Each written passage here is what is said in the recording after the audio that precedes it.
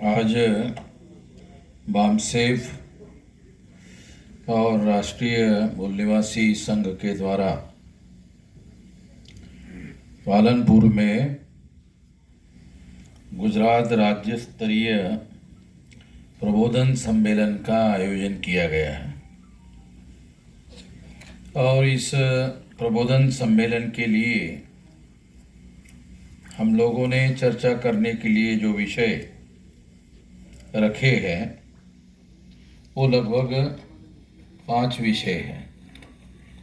तो एक विषय है बीजेपी और कांग्रेस की आपस में समझदारी से चुनाव में ईवीएम के दुरुपयोग से फायदा लेकर द्विदलीय संसदीय लोकतंत्र को पुनर्स्थापित करना, वो बहुजनों को वास्तविक सत्ता से वंचित करने का और गुलाम बनाने का शासक जातियों का षड्यंत्र है। एक गंभीर चर्चा, ये एक विषय है।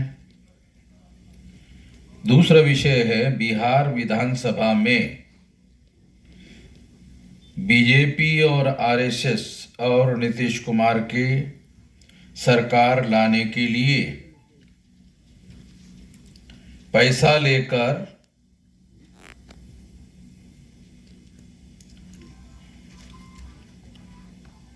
भागकर, क्या लिखा है, पैसा लेकर भागकर निकल पड़े समाज के गद्दार।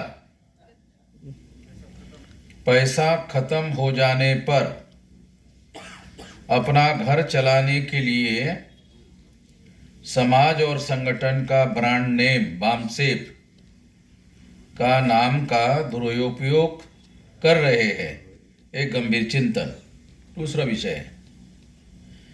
तीसरा विषय है देश की 2.5 लाख है, ये गुजराती में 2.5 लाख है। ट्रांसलेशन में लिखा हिंदी में, मगर ट्रांसलेशन गुजराती में कर दिया। ऐसा है। तो उन्होंने सोचा होगा कि ये हिंदी में हो गया है, मगर वो 2.5 लाख जो है वो गुजराती है, केवल लिखने में हिंदी लिखा। देश की 2.5 लाख सरकारी पाठशालाओं को खानगी करके देश के मूल निवासियों की शिक्षा से वंचित करने का षड्यंत्र। पाठशाला बचाओ, शिक्षा बचाओ, शिक्षक बचाओ, विद्यार्थी बचाओ, बेरोजगार बचाओ, एक चिंतन। ये तीसरा विषय है। चौथा विषय है भारतीय संविधान के विरुद्ध गुजरात सरकार के बटहुकूम मजदूर कामगार वर्ग से 8 आवर्स होना चाहिए, तास होना चाहिए, घंटे होना चाहिए, मगर फिर यहाँ गुजराती शब्द कल्लाक लाया गया है। क्योंकि मैं इधर गुजरात आते आते हिंदी के और गुजराती के शब्द जानता हूँ। काम के बदले में 12 घंटा काम लेने की गुजरात सरकार द्वारा उद्योगपतियों के एवं कल कारखाने वाले मालिकों को संपूर्ण छूट दे देना, ये मूल निवासी बहुजन वर्ग की SC ST OBC माइनॉरिटी के कामदारों को गुलाम बनाए रखने का शासक जातियों का भयंकर षड्यंत्र है। एक गंभीर चर्चा। ये चौथा विषय है। पांचवा विषय है गुजरात में अनुसूचित जनजाति यानी आदिवासी का प्रमाण पत्र निकालने के लिए गुजरात सरकार 1950 का पुरावा आधार मांगना। अनुसूचित जातियों के विद्यार्थियों के शिक्षक खत्म करना चाहते, विद्यार्थियों का शिक्षण खत्म करना चाहते हैं। गंभीर चिंतन। साथियों, एक एक करके सभी विषयों पर मैं कुछ बातें आप लोगों को बताना चाहता हूं। तो पहला विषय है बीजेपी कांग्रेस की आपस में समझदारी से। आप लोगों को ये जानकारी होगी कि जब ईवीएम लाया गया तो ईवीएम लाने का काम बीजेपी ने नहीं किया। ईवीएम लाने का काम कांग्रेस ने किया, क्योंकि ज्यादातर हमारे जो लोग हैं एससी एसटी ओबीसी के माइनॉरिटी के लोग हैं वो कांग्रेस को थोड़ा अच्छा मानते हैं, सॉफ्ट और बीजेपी को थोड़ा सा बुरा मानते हैं। तो हम तो दोनों को ही बुरे मानते हैं, मगर कांग्रेस ज्यादा बुरी है, ऐसा मेरा मानना है। Congress is a more danger than BJP. वो ऐसा मैं क्यों कहते रहता हूं? क्योंकि कांग्रेस छुप कर हमला करती है, अब बीजेपी वाले खुल्लम खुल्ला बोलते रहते हैं। तो जो आदमी खुल्लम खुल्ला हमारा विरोध करता है तो हमारे हर आदमी को, गधे को, सयाने को भी लगता है बीजेपी वाले गलत कर रहे हैं। गधे को भी लगता है, सयाने को भी लगता है, तो वो सतर्क हो जाते हैं, ये बीजेपी वाले हमारे से नुकसान पहुंचाने का काम कर रहे हैं। तो कांग्रेस के जो लोग हैं वो छुपकर हमारे लोगों के विरोध में काम करते रहते हैं। उसका सबसे बड़ा उदाहरण मैं आप लोगों को देना चाहता हूं। ये जो रिजर्वेशन है ये कैसे आया? रिजर्वेशन का बैकग्राउंड क्या है? रिजर्वेशन का बैकग्राउंड पूना पैक्ट है, और पूना पैक्ट का बैकग्राउंड क्या है? तो बाबा Saheb Ambedkar round table conference में गए थे लंदन में, और वहां से उन्होंने शेड्यूल कास्ट और शेड्यूल ट्राइब के लोगों के लिए सेपरेट इलेक्टोरेट का अधिकार हासिल करके लाए। सेपरेट इलेक्टोरेट, सेपरेट इलेक्टोरेट का क्या मतलब है? सेपरेट इलेक्टोरेट का ट्रांसलेशन अगर किया जाए तो स्वतंत्र चुनाव क्षेत्र। तो शेड्यूल कास्ट का स्वतंत्र चुनाव क्षेत्र होगा और शेड्यूल ट्राइब का स्वतंत्र चुनाव क्षेत्र होगा, और शेड्यूल कास्ट के चुनाव क्षेत्र में शेड्यूल कास्ट के अलावा किसी को भी वोट डालने का अधिकार नहीं होगा।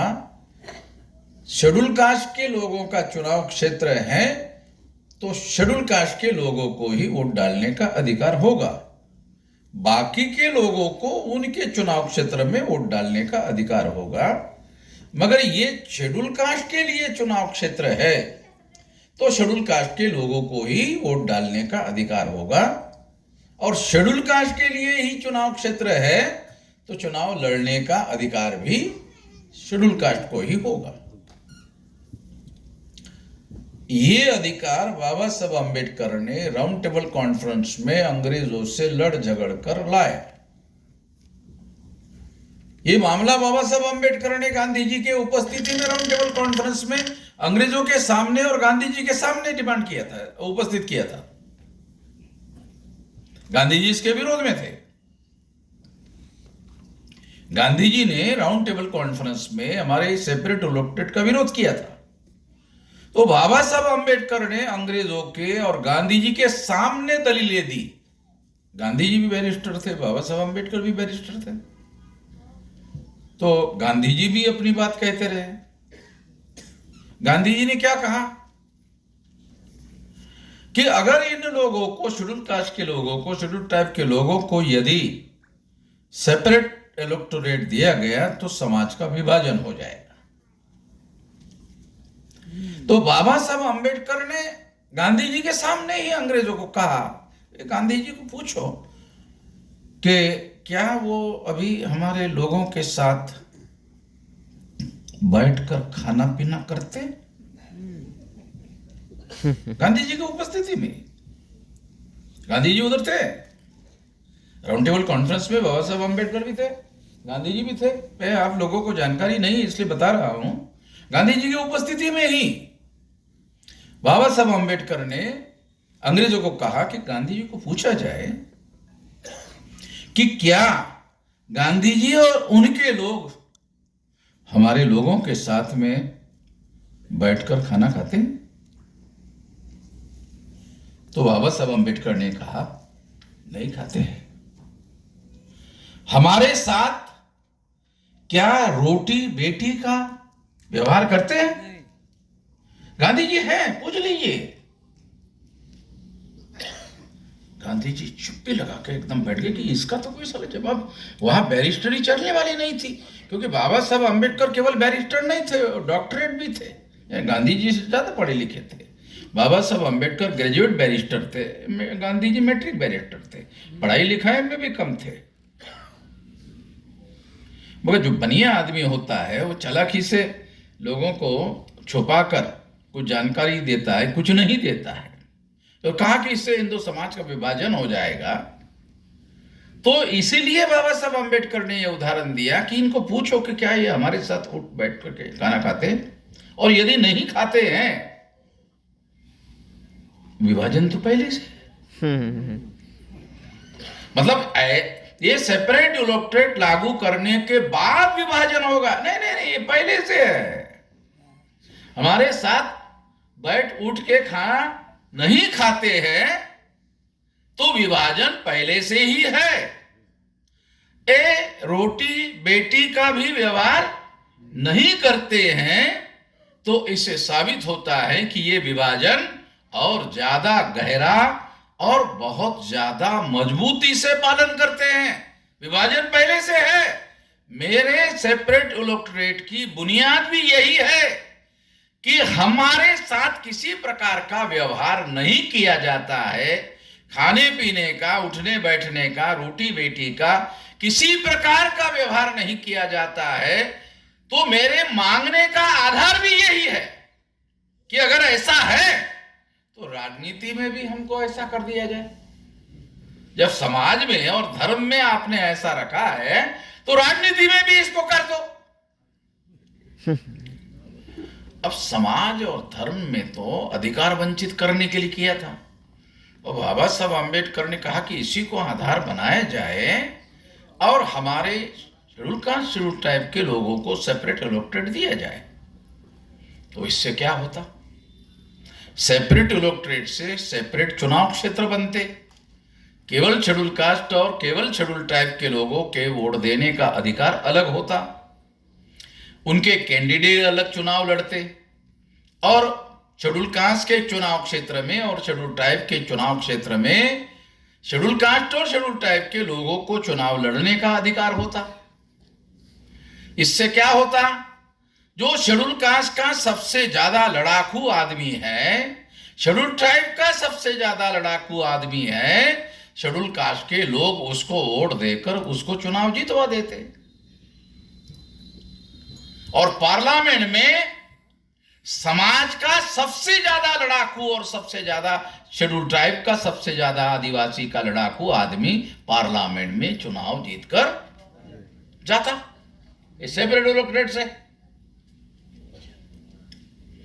तो गांधी जी को लगा कि अगर ऐसा हुआ तो ये लोग पार्लियामेंट में 131 मेंबर पार्लियामेंट चुनकर जाएंगे, लड़ाकू लोग चुनकर जाएंगे। और गांधी जी ने जवाहरलाल को और उन लोगों को कहा कि ये तुम्हारी, पटेल को कहा, ये रिकॉर्ड में, इसका भी रिकॉर्ड है कि सरदार ये तुम्हारी संसद में सरकार चलने नहीं देंगे, तुम्हारी संसद नहीं चलने देंगे, तुम्हारी सरकार कैसे चलेगी? चलेगी नहीं। पहले से मुसलमानों को सेपरेट इलेक्टोरेट था। उन्होंने हमारे लोगों पर आरोप लगाया कि ये सेपरेट इलेक्टोरेट अगर इनको दिया जाता है तो देश का विभाजन होगा। देश के विभाजन का कोई मामला ही नहीं था। ये देश हमारा है, बाबा साहब का कहना था, ये देश हमारा है और इसे हम क्यों विभाजित करेंगे? ये तो हमारा है। जिन लोगों का नहीं है उनके लिए थोड़ी छोड़ेंगे। ये हमारा देश है, इसके विभाजन करने का कोई मतलब नहीं है। हमें within the territory of India, Baba Saheb Ambedkar के अंग्रेजी तो आप जानते होंगे, वो अंग्रेजी शब्दों का ऐसा चुनाव करते थे कि किसी को कोई मिस इंटरप्रिट करने का मौका नहीं होता। मगर गांधी जी को मालूम है कि जो बाबा साहब अम्बेडकर भाषण करते हैं, उनके बनिया के जो मालिक अखबार वाले हैं वो उसका भाषण छापते नहीं है। तो बाबा साहब अम्बेडकर के रिकॉर्ड में शब्द है with in the territory of India. तो किसी को भी जिन्होंने ये शब्द सुन लिया, पढ़ लिया, वो ये नहीं कह सकता कि इससे विभाजन होगा, क्योंकि बाबा साहब ने कहा कि ये जो अधिकार की हम मांग कर रहे हैं ये with in the territory of India, Bharat के भौगोलिक सीमाओं के अधीन हमको केवल चुनाव क्षेत्र देने की बात मैं कर रहा हूं, मैं कोई अलग देश की मांग नहीं कर रहा हूं। आप बहुत सारे लोगों को ये सही जानकारी नहीं है, इसलिए बता रहा हूं, समझा रहा हूं कंपैरेटिव करके। तो बाबा साहब अम्बेडकर की कोई बात उस समय के अखबार वाले लिखते नहीं थे, छापते नहीं थे, मगर गांधी जी की बात बड़ा चढ़ा कर छापते थे, एडिटोरियल लिखते थे और लोगों को भड़काने का काम करते थे। ऐसे बहुत तमाम लोग गुजरात में थे, शेड्यूल कास्ट के बहुत सारे लोग, शेड्यूल ट्राइब के बहुत सारे लोग ऐसे लोग थे गुजरात में जो गांधी जी के प्रभाव में थे। और मुझे तो ऐसी भी जानकारी मिली कि एक शेड्यूल कास्ट का आदमी चुनाव लड़ता था, कई बार चुनाव जीता वो, तो वो झब्बा डालता था कांग्रेस वाला और एक टक्कर का गिलास अपने उसमें रखता था, और किसी भी ब्राह्मण के और ऊंचे जाति के घर में जाता था तो वो पानी मांगता था तो अपना गिलास निकालता था। मतलब अस्पृश्यता का पालन, वो मेंबर पार्लियामेंट होता था तो वो लोग उसका पालन नहीं करते, ये खुद ही करता था, अछूत था।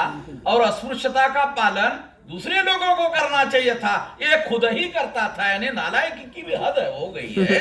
ऐसा नालायक आदमी को कांग्रेस वाले बार बार टिकट देते थे और बार बार चुनाव जीतते थे कि भाई तुम बहुत अच्छा आदमी हो। अब इतना अच्छा आदमी जो हमारे हक अधिकार को छीनने के बाद भी कुछ भी नहीं बोल रहा है, बोलने के लिए संसद में भेजा जाता है, हथियार चाकू छुरी बंदूक लेकर नहीं भेजा जाता, बोलने के लिए, तो बोलने तक का काम करने वाले लोग कांग्रेस को पसंद नहीं थे। बोलने वाले भी नहीं चाहिए, चाकू छुरी बंदूक गोली तो बहुत दूर की बात है, बोलने वाले भी लोग नहीं चाहिए। यानी कांग्रेस के लोग कितने ज्यादा हमारे लोगों के विरोध में थे, इसके लिए उदाहरण आपको बता रहा हूं ये कि उनको बोलने के भी बहुत ज्यादा डर लगता था कि ये लोग जो है बोलना भी नहीं चाहिए। तो ऐसे लोगों को उन्होंने मेंबर पार्लियामेंट बनाने के लिए सिस्टम बनाया और फिर इसके विरोध में गांधी जी ने उपवास किया। गुजरात के लोगों को यह बात आज तक मालूम नहीं है कि गांधी जी ने सेपरेट इलेक्टेड के विरोध में उपवास किया।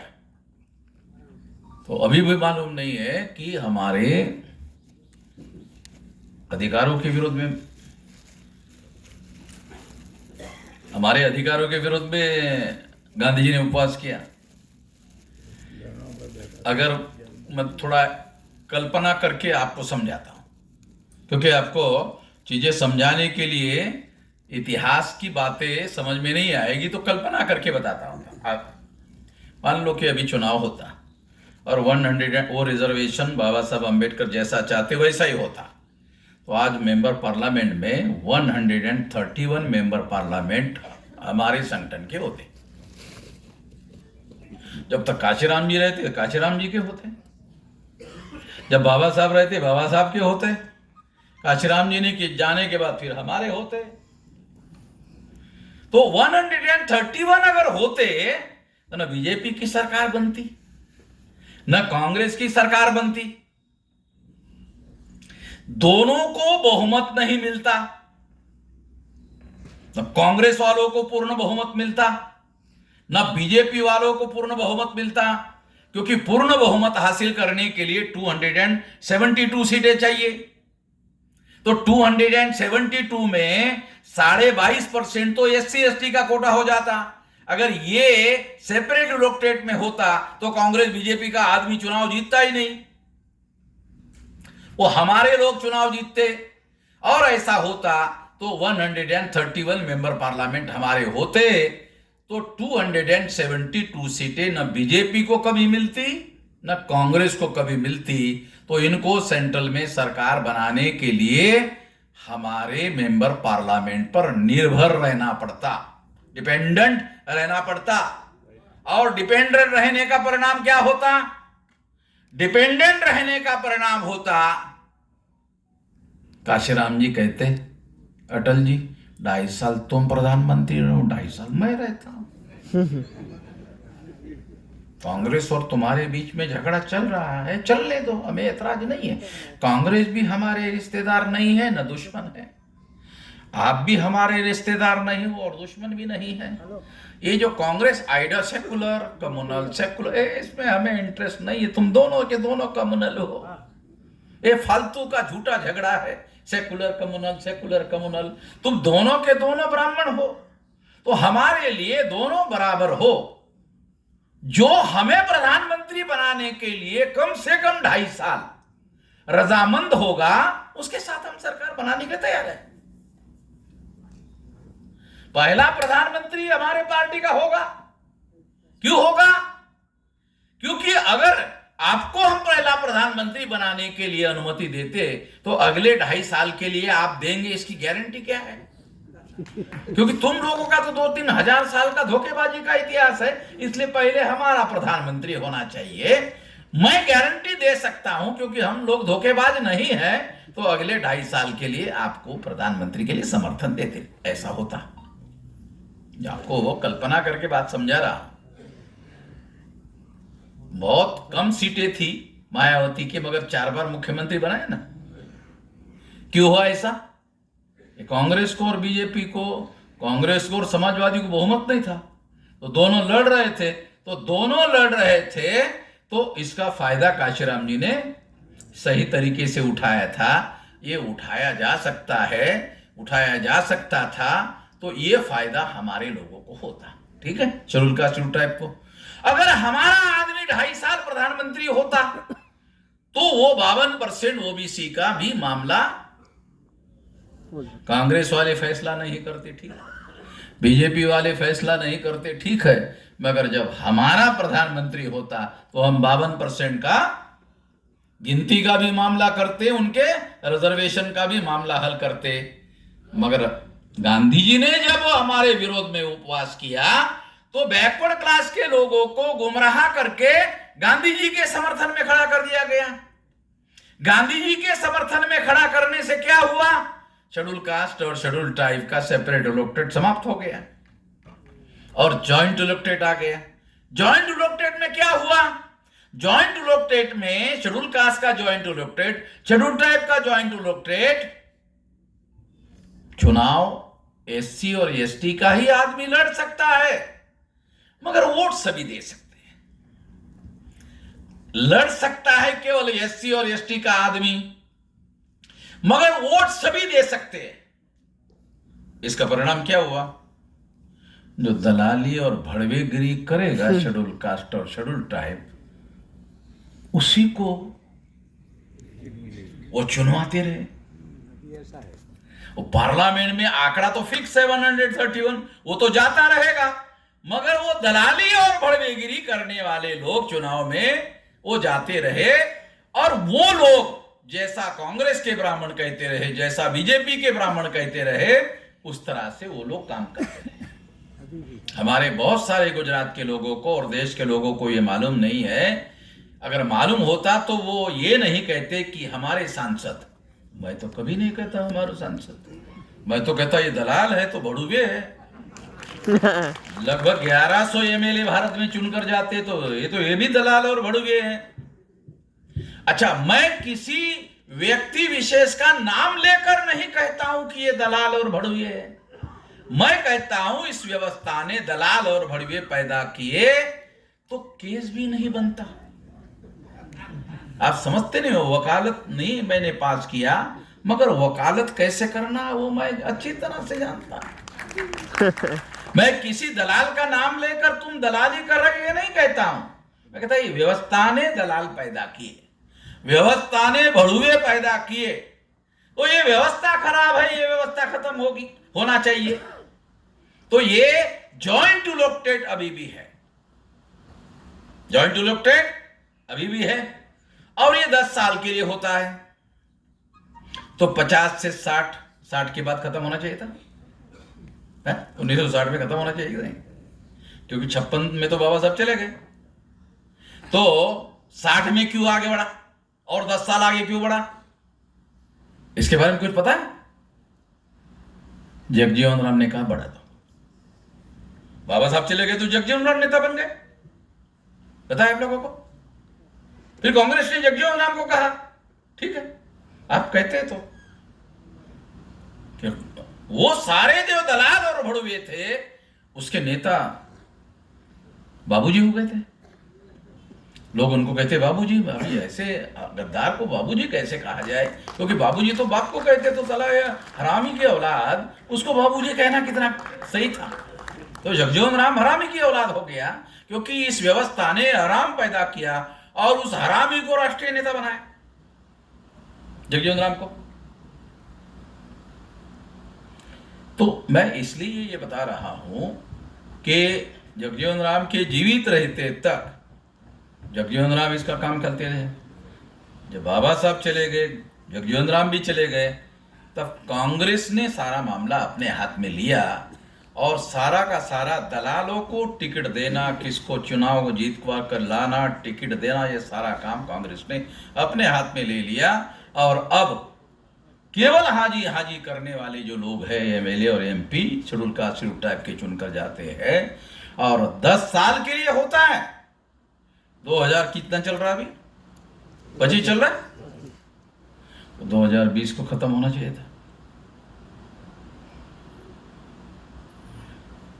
तो 60 में खत्म होना चाहिए था, तो और 10 साल बढ़ा के 70 तक कर दिए। 70 में फिर खत्म होना चाहिए था, तो फिर 70 से 80 तक चलाया। फिर 80 को खत्म होना चाहिए था, तो 80 को फिर और 10 साल बढ़ाया 90 तक। फिर 90 से आगे और 10 साल बढ़ाया तो 2000 तक। तो आपको हैरानी होगी कि 90 में प्रधानमंत्री अटल बिहारी था।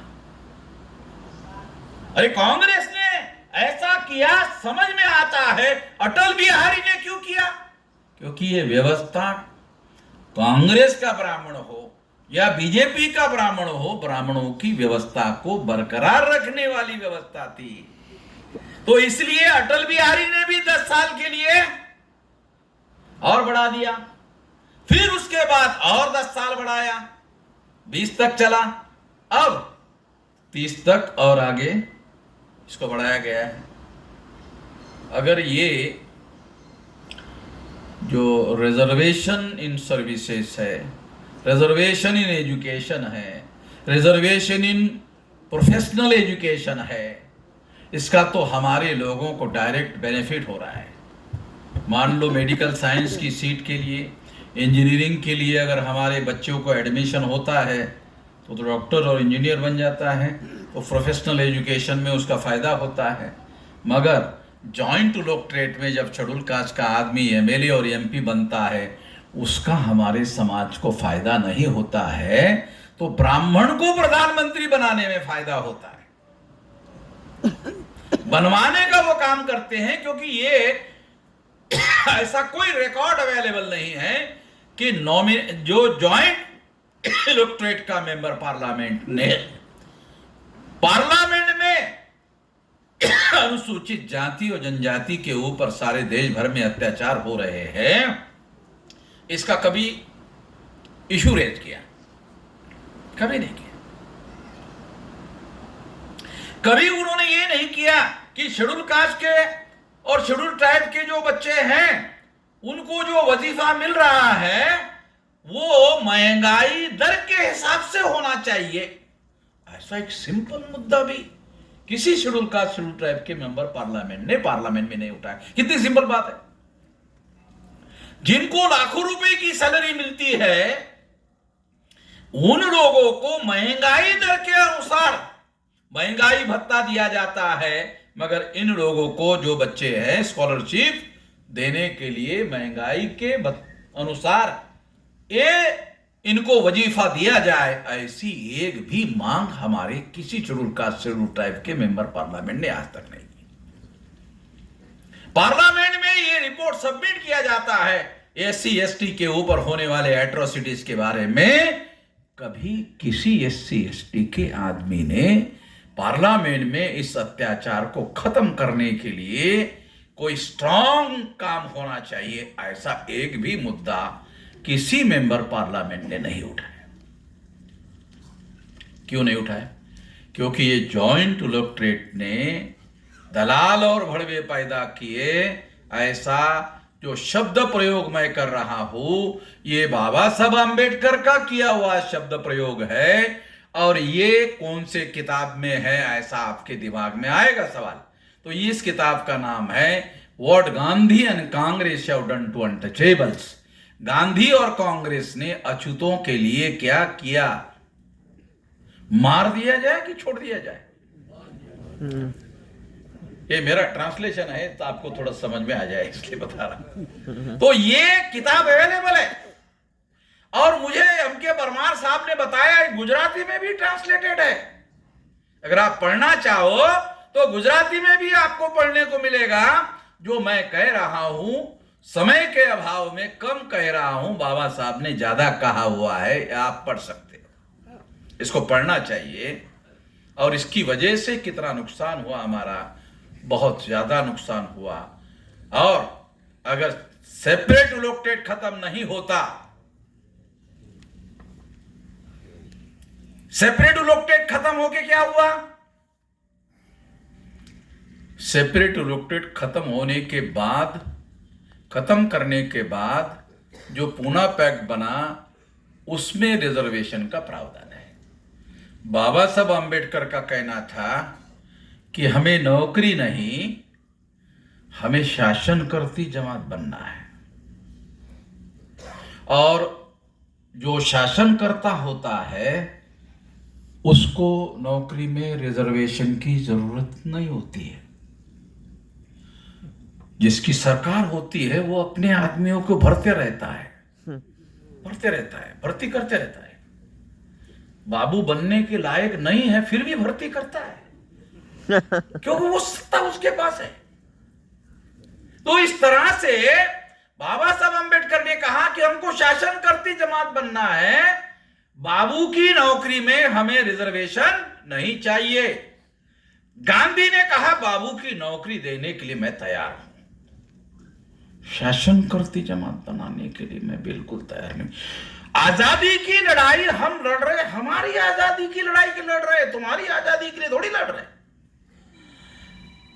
आजादी की लड़ाई अंग्रेजों के गुलामी से हम भारतीय लोगों की आजादी के लिए कर रहे हैं। ब्राह्मणों के गुलामी से अछूतों को आजादी हासिल करने की लड़ाई थोड़ी मैं लड़ रहा हूं। तुम लोगों को समझ में इसलिए बता रहा हूं। अंग्रेजों के गुलामी से आजादी हासिल करने की मेरी लड़ाई है। मेरी लड़ाई ब्राह्मणों के गुलामी से शेड्यूल कास्ट और शेड्यूल ट्राइब के लोगों को आजाद करने की लड़ाई नहीं है।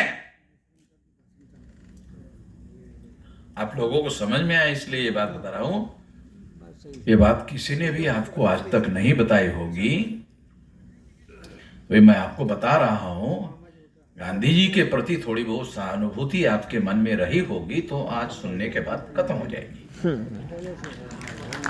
मतलब थोड़ी बहुत सहानुभूति रही होगी वो खत्म हो जाएगी, और ये सुनने के बाद भी सहानुभूति रहेगी तो उसके लिए मैं जिस शब्दों का प्रयोग कर सकता हूं वो आपको सुनने के लिए अच्छा नहीं लगेगा, इसलिए नहीं बोलता हूं। वो बहुत बुरा शब्द है, तो इसलिए वो शब्द मैं नहीं कह सकता हूं। अपील जरूर कर सकता हूं कि सहानुभूति गांधी जी के प्रति मत रखो। मेरे मन में बहुत बुरा ख्याल है उसके बारे में। आप लोग समझ लो कितना बुरा ख्याल हो सकता है, बस इतना ही कह सकता हूं। गांधी जी की वजह से जितना हमारे लोगों का नुकसान हुआ उसकी कोई लिमिट नहीं है, उसकी कोई मर्यादा नहीं है। तो गांधी जी के बारे में कुछ लोगों ने मुझे कहा कि मेश्राम जी, हाँ तो गांधी जी के बारे में इतना बोलते रहते हैं, कभी कभी हमको अच्छा नहीं लगता। ऐसा लोग बोलते रहते हैं। तो मैंने उनको कहा मुझे भी बोलते वक्त अच्छा नहीं लगता, मेरा मुंह खराब हो जाता है। बोलते वक्त मेरा मुंह खराब हो जाता है, गांधी का नाम लेते ही मेरा मुंह बोलने के पहले खराब हो जाता है। मुझे बैड टेस्ट होता है, मेरा टेस्ट बैड हो जाता है, बहुत खराब हो जाता है।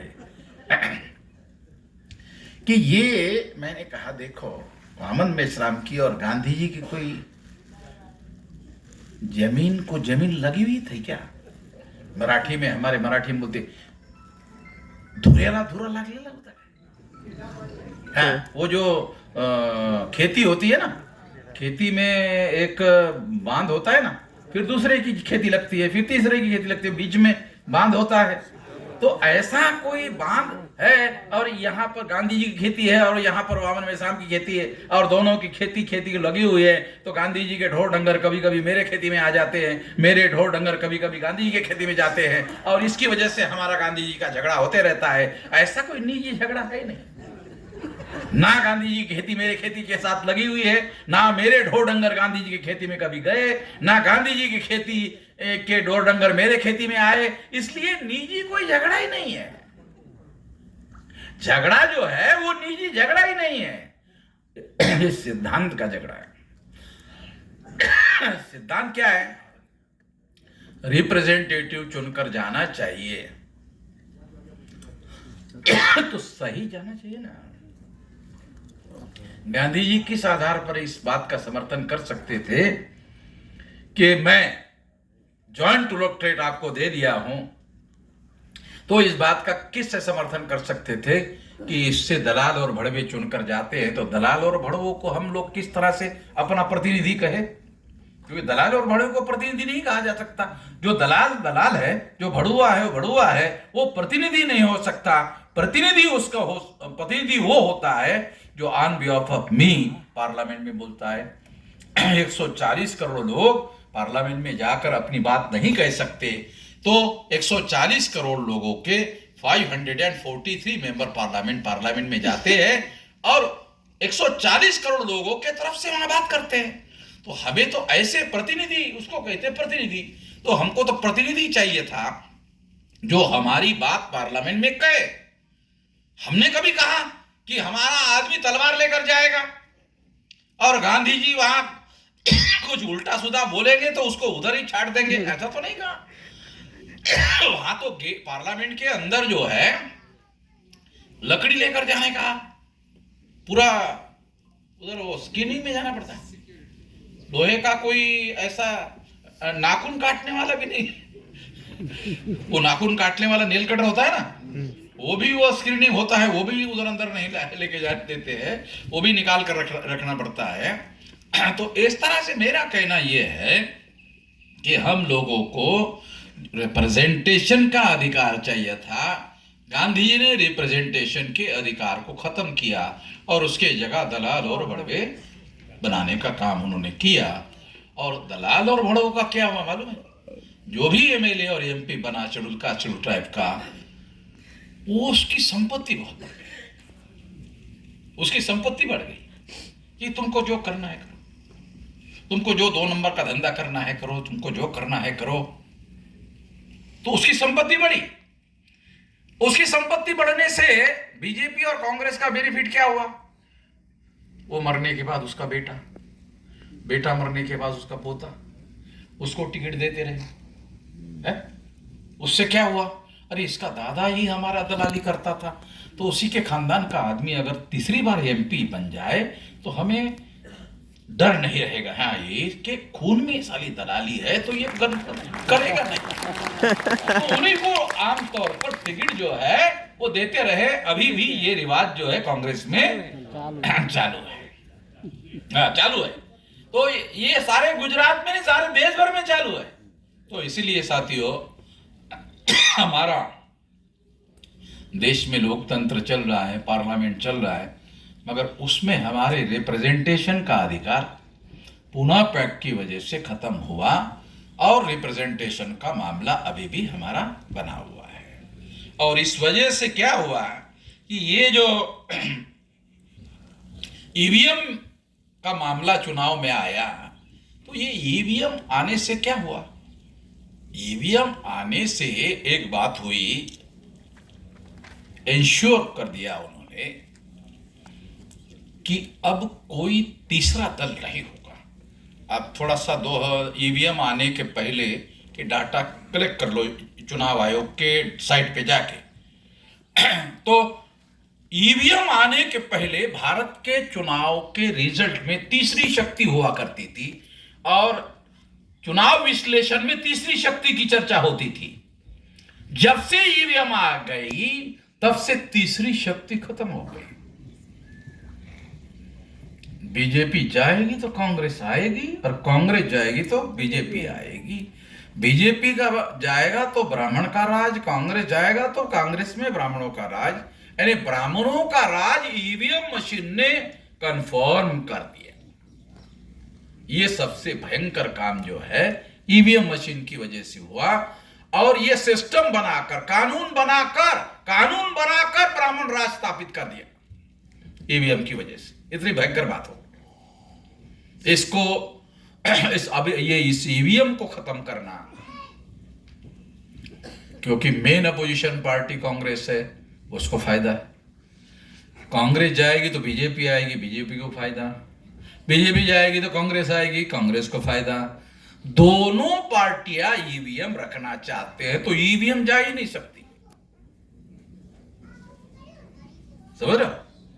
ईवीएम जा ही नहीं सकती और ईवीएम को जाए बगैर देश में वास्तविक लोकतंत्र स्थापित नहीं हो सकता। तो कैसे होगा ये समस्या है, कैसे होगा? तो इसलिए साथियों, ये करने का काम हम ही कर सकते हैं और हमारे अलावा कोई नहीं कर सकते, क्योंकि आज के तारीख में हम पार्लियामेंट में हो या ना हो, बीजेपी और कांग्रेस और बीजेपी, उसके बाद हमारा ही तीसरा नंबर है।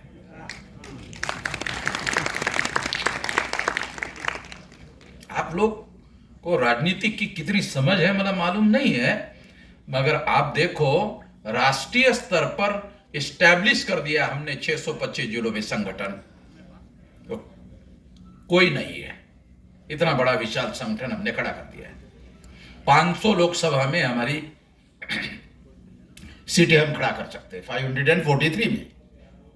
नॉर्थ ईस्ट रीजन में ही कुछ स्टेट बाकी है, मगर आने वाले कुछ समय में ये 543 लोकसभा में ये मामला पहुंच जाएगा। तो भाई अभी तो 500 लोकसभा में है। तो इतनी बड़ी ताकत, इसके आधार पर कह रहा हूं कि हम ही तीसरी शक्ति है। और अगर तीसरी शक्ति हम है तो आने वाले समय में ये दूसरी होगी, क्योंकि तीसरी ही दूसरी होती है। और जो दूसरी शक्ति होती है वो सारे दुनिया का इतिहास है, वो पहली हो जाती है। ये नेचुरल जो फिनोमेना है सारी दुनिया में चुनाव लड़ने का, लोकतांत्रिक देश का, वो यही है कि जो तीसरे नंबर पर है वो दूसरे नंबर पर जाता है, जो दूसरे नंबर पर है वो पहले नंबर पर जाता है। लोक संख्या तो SC ST OBC माइनॉरिटी की 85% संख्या तो हमारी परमानेंट पहले नंबर की है। संख्या हमारी पहले से पहले नंबर पर है, केवल हमारे संख्या को एहसास नहीं है, जानकारी भी नहीं है, एहसास भी नहीं है। ऐसा कर सकते हैं, ऐसा हमारे लोगों को हमारी आवाज पहुंचती नहीं है। आवाज क्यों नहीं पहुंचती? क्योंकि नेशनल लेवल का जो मीडिया है, चाहे इलेक्ट्रॉनिक मीडिया हो चाहे प्रिंट मीडिया हो, एक सिंगल लाइन की हमारी खबर इतना डरते हैं। वामन मेश्राम की, वामन मेश्राम के नाम से इतना उनको डर लगता है मैं इतनी लकड़ी लेकर नहीं चलता हूँ, रेल में चलता हूँ और फ्लाइट में चलता हूँ और ट्रैवलिंग में चलता हूँ, बस में चलता हूँ, और लोग मुझे लेने के लिए आते हैं तो पूछते हैं कि आपके साथ कोई सिक्योरिटी नहीं है क्या? लोग मुझे पूछते रहते हैं। तो मैंने कहा नहीं। तो बोलते आपको डर नहीं लगता? तो मैंने कहा किससे? उन लोगों से। मैंने कहा वो तो मेरे से डरते हैं, वो उनसे मैं क्यों वो लोग मेरे से डरते हैं, तो उनसे जो मेरे से डरते हैं उनसे मैं कैसे डरूं? ये भी मुझे समझ में नहीं आता, मैं कैसे डरूं? मैं नहीं डर सकता।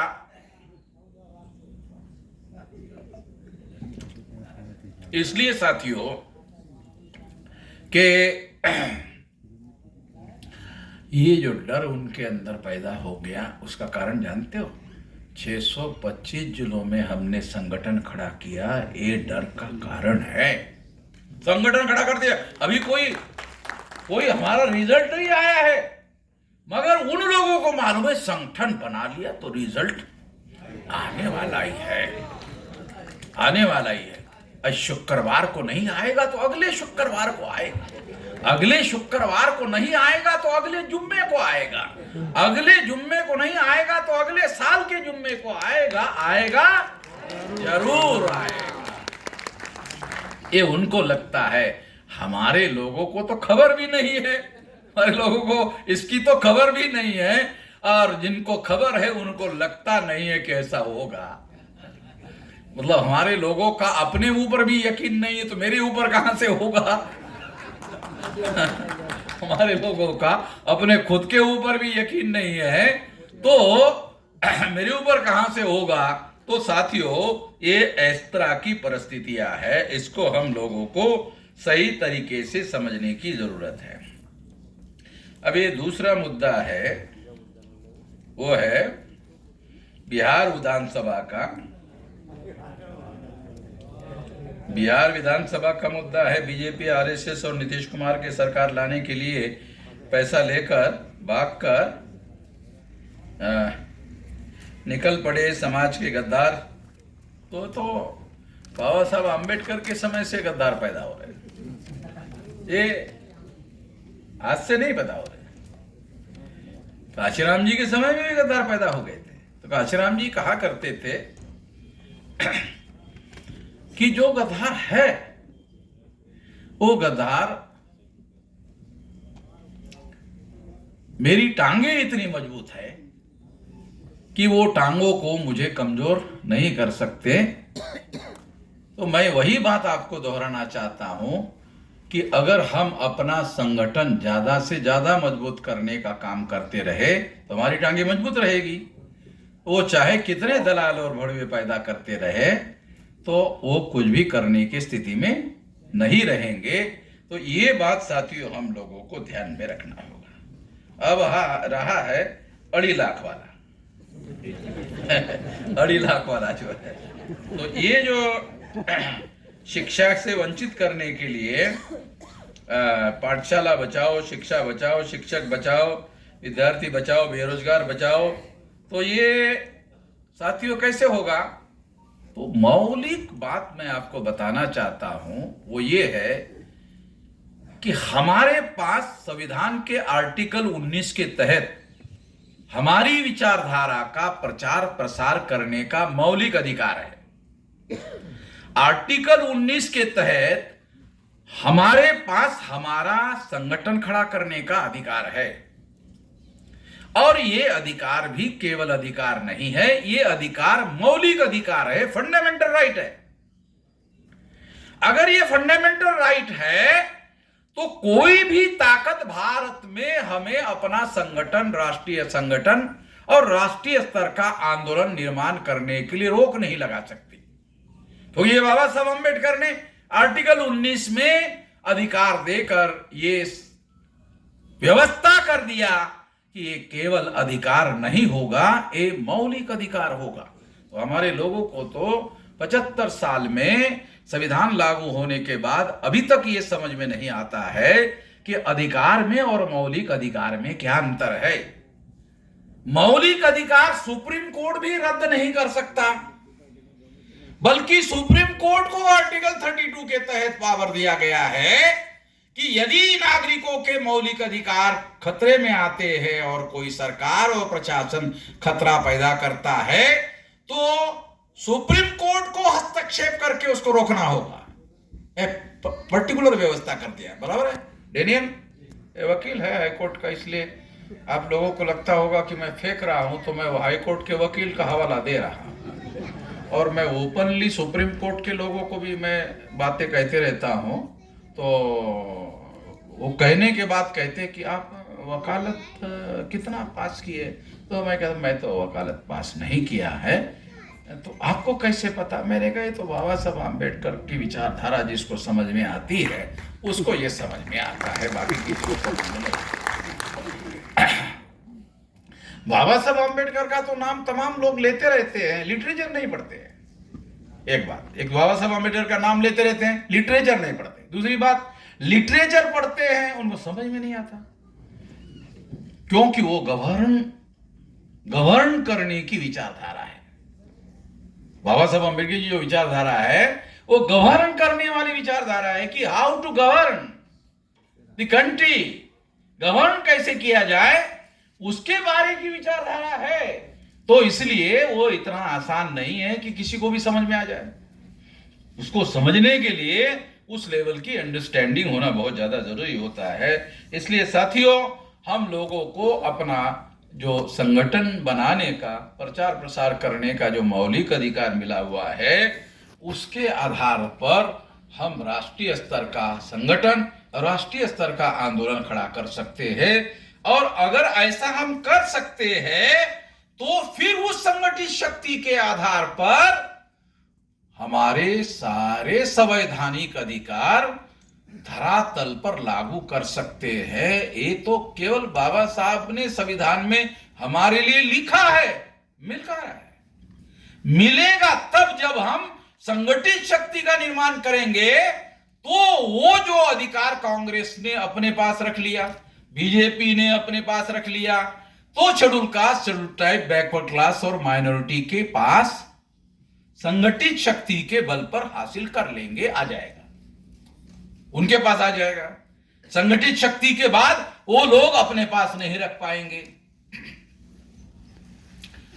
अभी बीजेपी के लोग हमारे लोगों को हिंदू कैसे बना रहे जानते हो? है, समझ में आ रहा है आप लोगों को? वो हिंदू कैसे बना रहे हैं? एक तो हिंदू जो शब्द है ये भारतीय नहीं है, ये विदेशी लोगों के द्वारा दिया हुआ शब्द है। इससे भी आगे मुस्लिम्स लोगों के, जो आक्रमणकारी मुसलमान हैं, उनके द्वारा दिया हुआ नाम है। और जब मैंने आरएसएस और भारत के ब्राह्मणों को कहा, मेरे साइट में जब कहा, तो तब से ब्राह्मणों ने अपने को हिंदू के नाम पर प्रचार करते थे बंद कर दिया। आप लोग पता नहीं, आप लोगों को पता है कि नहीं पता? आजकल वो सनातन कह रहे हैं। किसी को भी मालूम नहीं है कि यार हिंदू से एकाएक सनातन पर कैसे आ गए। अरे जो लोग हिंदू कहते थे अपने को, वो अब अपने को सनातन कैसे कह रहे हैं? मेरी वजह से। आप लोगों को पता नहीं है।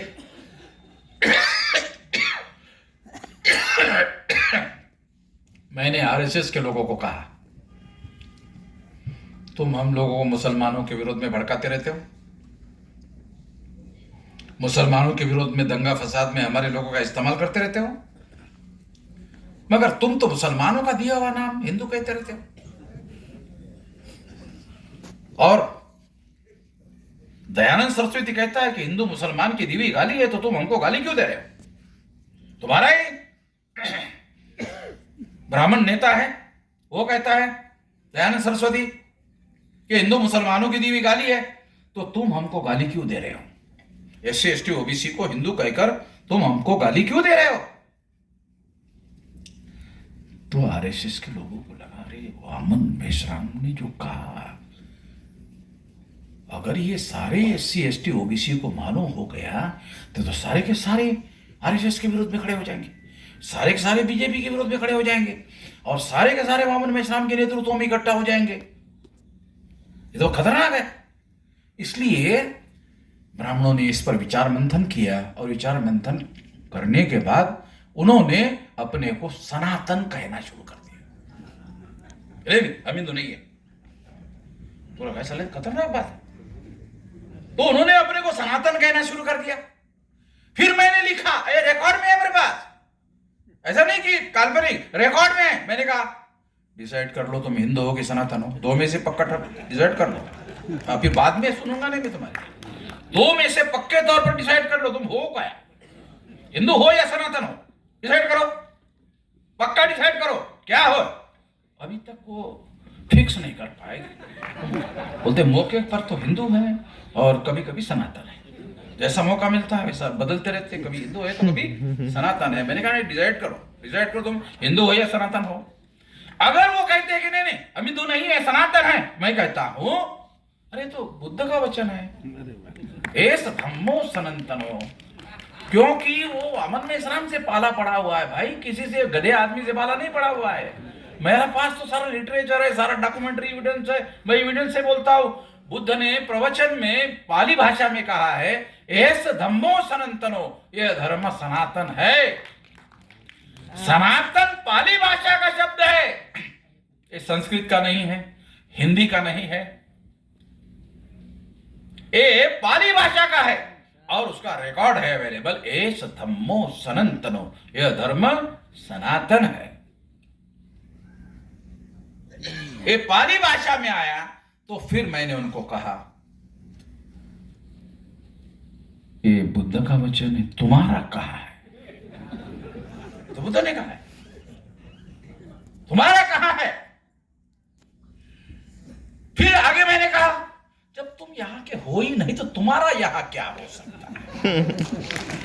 तो पक्का करना पड़ेगा ना, टाइम लगाना पड़ेगा ना कुछ तो लाना पड़ेगा ऐसा कि उनको बहुत मुश्किल हो जाए। फिर मैंने कहा तुम यहाँ के रहने वाले ही नहीं हो तो तुम्हारा यहाँ कुछ भी नहीं है। जब कुछ भी नहीं तो शब्द कहां से हो सकता है? जब तुम्हारा यहाँ कुछ भी नहीं है तो तुम्हारा यहाँ शब्द कैसे हो सकता? तो तुम हमारे यहाँ रह सकते हो, हम तुम्हें ऐसा अधिकार बहाल कर सकते रह सकते हो, मूल्यवासी लोगों के रहमो करम पर रह सकते हो, मगर बहुत ज्यादा हमारे ऊपर अधिकार जताने के लिए आपको अधिकार उपलब्ध नहीं होगा। इतना किया जा सकता है, इससे ज्यादा नहीं किया जा सकता। तो ये सारी आज की व्यवस्था है, मैं आपको बता रहा हूं। यहां तक मैंने उनका मामला लाकर खड़ा कर दिया है और यहां मामला अभी फंसा हुआ है, वो आगे बढ़ नहीं पा रहे हैं। हम लोगों को राष्ट्रीय स्तर का आंदोलन खड़ा होते ही ज्यादा समय नहीं लगेगा, मैं ऐसा मानता हूं 2030 तक ये 15 लाख बूथों का संगठन खड़ा हो जाएगा, 6 लाख गांव का और 15 लाख बूथ का संगठन खड़ा हो जाएगा। ये अभी मैंने जो संगठन खड़ा किया है इसको 50 साल लग गए, क्योंकि पढ़े लिखे लोगों का संगठन बनाने के लिए ज्यादा समय लगा। अनपढ़ लोगों का संगठन एक एक आदमी को समझा कर नहीं बनाया जाता, उनके लिए लाखों लोगों की रैलियां की जाती है और रैलियां करके उनको समझाया जाता है। एक ही झटके में लाखों लोगों को समझाया जाता है और लाखों लोग गांव में फैल जाते हैं और करोड़ों लोगों को समझाते हैं। तो 2030 तक 6 लाख गांव का और 15 लाख बूथों का संगठन खड़ा हो जाएगा। और सबसे पहले SC ST OBC के लोगों को जागना होगा और संगठित होना होगा। अगर SC ST OBC के लोग जाग गए और संगठित हो गए तो मुसलमान आपका साथ देंगे। मुसलमान जागरूक लोग हैं, मुसलमान सतर्क लोग हैं, विजिलेंट लोग हैं। जैसी ही आपकी संगठित शक्ति निर्माण हो जाएगी वो आपके साथ में खड़े हो जाएंगे।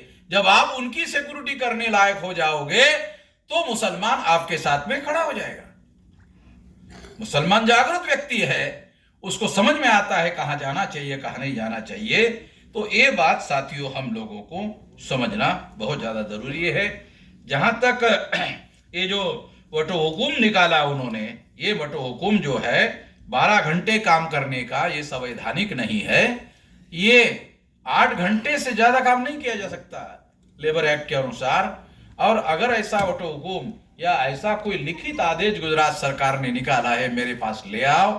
मैं गांधीनगर में बड़ा कार्यक्रम लेकर जहां मुख्यमंत्री बैठता है वहां उसको माचिस की तिल्ली लगा इसे जलाऊंगा। गुजरात में बोल रहा हूं, गांधीनगर कैपिटल है, वहां जाकर कार्यक्रम लेकर और वहां जाकर माचिस की तिल्ली लगाकर मैं उस कानून को वहां सार्वजनिक रूप से जलाऊंगा। क्या होगा? क्या होगा? ज्यादा से ज्यादा मुझे जेल में लेके जाएंगे। मुझे क्या होगा? ज्यादा से ज्यादा जेल में लेके जाएंगे। अरे गुजरात के जेल से तो मैं बाहर आ चुका हूं, जाकर बाहर आ चुका हूं। और रात के 2-3 बजे इंस्पेक्टर मेरे पास आया और कहा कि सरकार को पश्चाताप हो रहा है। मैंने कहा किस बात का? कि आपको जेल में नहीं डालना चाहिए था। कहा क्यों? सारे देश भर के पुलिस चौकी के सामने आपके लोग इकट्ठा हो गए, आपको हमने इधर बंद किया, सारे देश के पुलिस चौकी के सामने आपके लोग इकट्ठा हो गए और आपका आंदोलन खड़ा हो गया। और वो लोग इंस्पेक्टर इधर हमको टेलीफोन कर रहे, अरे इधर हमको बवाल खड़ा हो रहा है और तुमने वहां गड़बड़ किया है, हमने मिश्राम को वहां बंद करके रखा है, इधर हम लोगों को परेशानी है, तो उधर उनके लोग जो है पुलिस चौकी को घेर लिया है। सारे देश भर से टेलीफोन आ रहे। क्या मुझे तो पता नहीं है कि सारे देश भर में हमारे लोगों ने घेर लिया है। अगर घेर लिया है तो इसका मतलब साफ है कि अब हमारे लोग बर्दाश्त करने के लिए तैयार नहीं है और इससे हमारा आंदोलन खड़ा होगा। तो उनको मालूम हो गया वामन मेश्राम को अगर जेल में डालेंगे तो ये आंदोलन कमजोर होने के बजाय और ज्यादा बढ़ेगा। जेल में जाते जाते गांधी जी छोटे हो गए क्या? बड़े हो गए, महान हो गए। जब गांधी जी जेल में जाते जाते महान हो गए तो मैं कौन सा छोटा होने वाला? मैं भी जेल में जाने के लिए तैयार हूं। और फिर जितना बड़ा लीडर होता है अगर वो जेल में जाता है तो उधर क्लास मिलता है, first class, super first class, ऐसा मिलता है।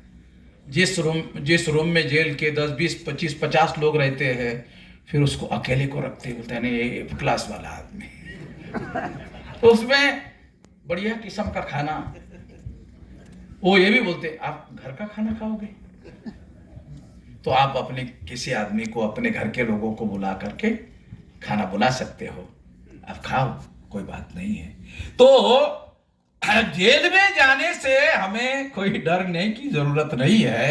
मैं तो जेल में जाने के लिए तैयार हूं, मगर अब वो मुझे जेल में डालने के लिए तैयार नहीं है। उनको डर लग रहा है, डर सता रहा है। तो इसलिए साथियों हम अपना आंदोलन जो है वो लगातार आगे बढ़ा रहे हैं और SC, ST, OBC और माइनॉरिटी के जो लोग हैं उन लोगों को हम संगठित करने के काम में लगे हुए हैं। और भारत के संविधान के विरुद्ध गुजरात सरकार ने जो मजदूर के संबंध में 12 घंटे का कानून बनाया है, ऐसा ये लोग कह रहे हैं, तो अगली बार आप गांधीनगर में मेरा कार्यक्रम लगाओ। गांधीनगर में पास किया हुआ कानून विधानसभा में मैं वहां सार्वजनिक रूप से आग लगाऊंगा और जलाऊंगा। यहाँ कोई ना कोई सिविल ड्रेस में पुलिस का आदमी बैठा हुआ है, सिविल ड्रेस में है, उसके ओरिजिनल ड्रेस में आने के लिए मेरे से डरता है, तो वो अपने जैसे ड्रेस में आकर बैठ जाता है चुपचाप और रिकॉर्ड करके सरकार को रिपोर्ट करता है कि क्या हुआ है, क्या बोला है। तो उनके पास मैसेज चला गया है। गांधीनगर में मैं अगर वो ऐसा करते हैं तो मैं उसकी ये जो होली है उसकी होली करूंगा।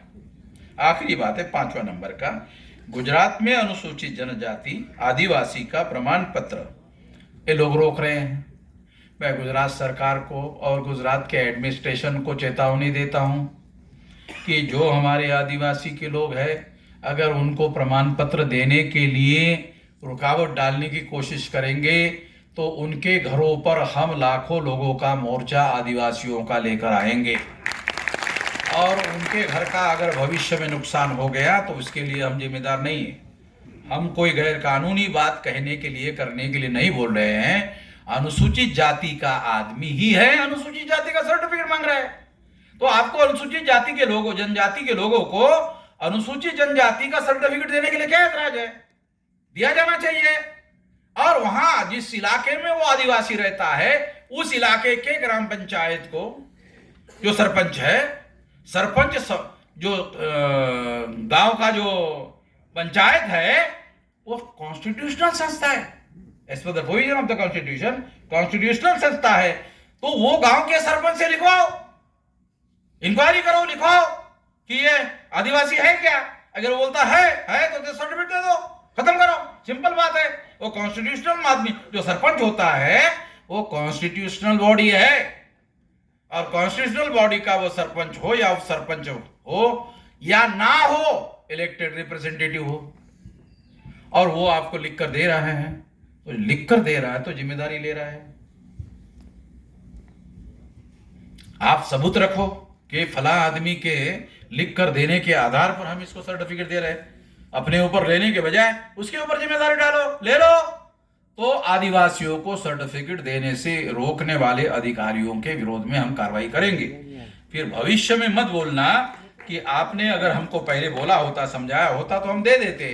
तो आदिवासियों को सर्टिफिकेट देने के लिए मैं पहले अनुरोध करूंगा। यदि आपने इसके बावजूद भी हमारी बात को नहीं सुना तो हम लोग संगठनात्मक कार्रवाई करने का काम करेंगे। साथियों, मुझे 5 बजे यहाँ से हर हालत में निकल जाना है क्योंकि आप जानते हैं मेरे डेली कार्यक्रम लगे हुए हैं। कल स्टेट का मेरा अधिवेशन है भुसावल में और मेरी अहमदाबाद से ट्रेन है। अगर उस ट्रेन को मैं यहाँ से शार्प 5 बजे नहीं निकलूँगा तो वो नहीं मिलेगी, तो मैं भुसावल नहीं जा पाऊँगा क्योंकि मेरे डेली कार्यक्रम लगे रहते हैं। इसलिए मैं यहीं पर 5 बजे तक मुझे बोलना था, मगर खबरदारी के लिए मैं 10 मिनट पहले ही समाप्त कर रहा हूँ ताकि आप लोगों को भी कार्यक्रम का कर्मकांड पूरा करने के लिए थोड़ा बहुत समय लग सकता है ताकि कार्यक्रम समाप्त किया जा सके, क्योंकि समाप्त करने के लिए कर्मकांड आखिरी करना पड़ता है। धन्यवाद। સાથીઓ, આભાર વિધિ કરતા પહેલા જન આંદોલન નિધિ જે મિત્રોએ આપવી હોય એમને આહવાન કરું છું કે આપ સ્ટેજ પર આવો